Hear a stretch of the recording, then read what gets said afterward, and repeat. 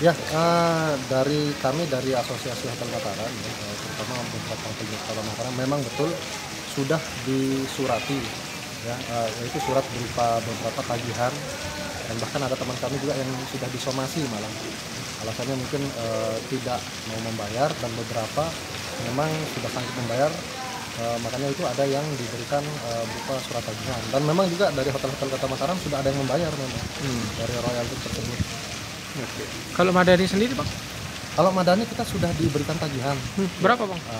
Jadi tagihannya itu keluar dari bulan akhir Juli kemarin itu sebesar 4 juta rupiah plus PPN segala macam, jadinya kurang lebih 4 juta 440 rupiah. Per tahun atau per bulan? Per tahun.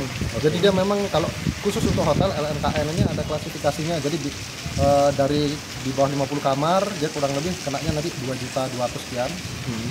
Terus ikut PPN, terus nanti dari yang 51 kamar sampai 100 kamar kayak saya, di sini kan ada 59 kamar di Grand Madani Hotel, itu kenanya kurang lebih tadi 4 juta 440 dan ikut PPN 11%.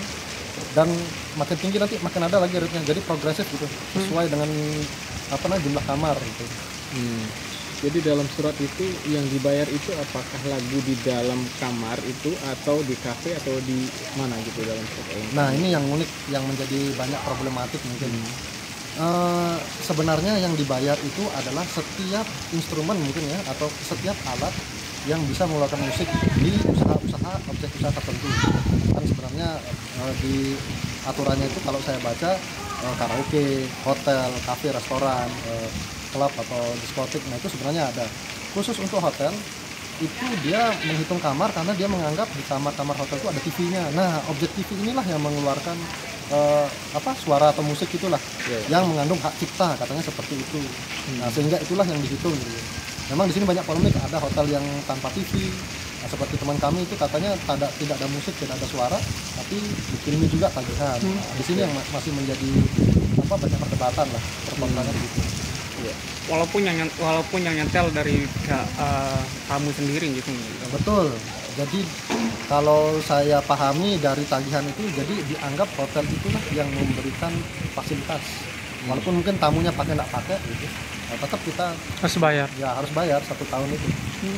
Nah, contoh kayak saya ini kalau dari tagihannya kan bulan ini berarti di bulan yang sama, mungkin kalau saya bayar Agustus, per Agustus depan saya akan ditagih lagi per tahun. Per bulan. Tidak ada deadline waktu yang dari surat yang dikasih itu.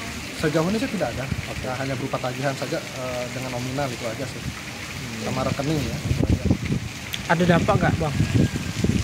Ya sebenarnya begini ya, di tengah suasana kalau untuk hotel ya, di tengah suasana efisiensi, terus belum lagi kita lihat daya beli menurun ya, atau ekonominya sedang agak lesu seperti ini, ya tentu sih pengeluaran kita itu bertambah gitu.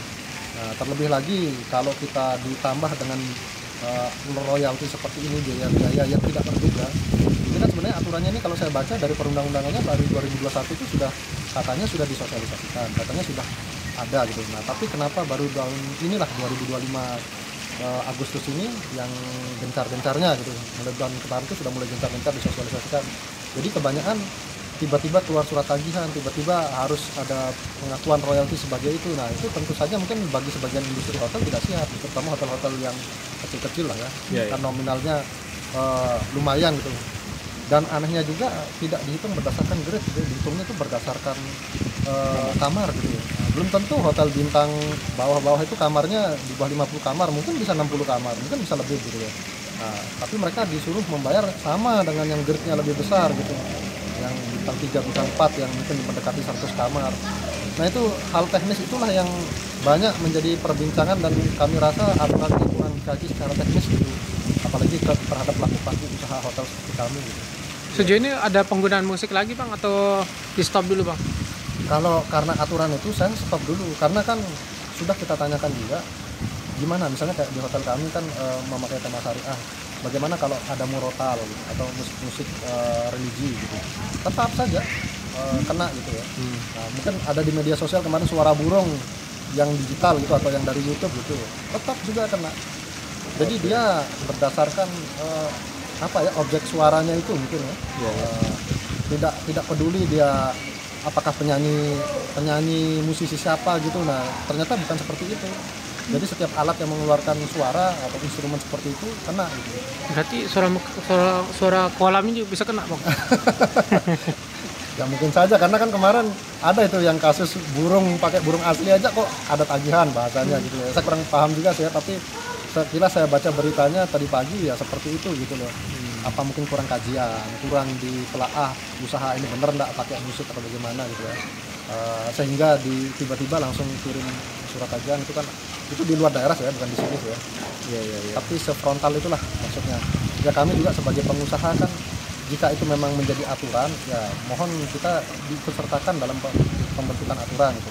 Duduk bersama mengkaji tepat enggak ini, bagaimana cara teknisnya. Nah, kalau seperti ini cukup mengerikan karena sanksinya nggak main-main. Kalau saya baca itu, kalau kita menolak dapat sanksi, jelas sekali di situ tertulis pidana 10 tahun maksimal atau denda maksimal 4 miliar di undang-undangnya sanksinya itu. Jadi kita ini pengusaha ini seolah-olah kayak residivis gitu, kayak kok dapat pidana gitu. Kok sejauh itu gitu sanksinya gitu ya. Menurut kami sih terlalu jauh kalau sampai pidana gitu ya. Jadi banyak pengusaha itu yang ketar-ketir gara-gara itu gitu. Jadi kok terlalu jauh, terlalu menyimpang gitu sanksinya, sehingga kita itu dipaksa mau nggak mau kita harus mengikuti aturan. Nah seperti itu. Kalau ada